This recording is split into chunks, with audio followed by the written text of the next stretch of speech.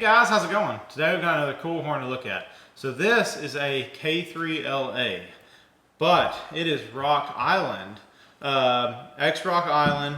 So this was actually pulled off of Rock Island's SD15. It was 1106 was the engine number. Let's see, Athearn actually I think is making a model of 1106 now, so I thought that was pretty cool. So I'm probably going to pick one up because this was 1106's horn. The owner of the railroad is who I purchased this from. It was purchased legally. He decided to swap the horn out because I think he wanted a 5 chime. I believe he put a K5 on the 1106 now. But anyway, here's a couple pictures of when it was first pulled off, and then here is a picture of 1106 with this horn on it.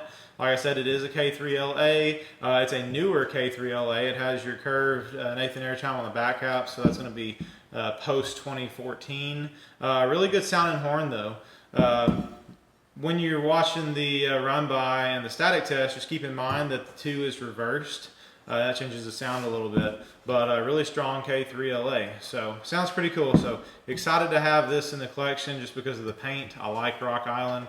I've always thought the baby blue with the white is a real interesting color.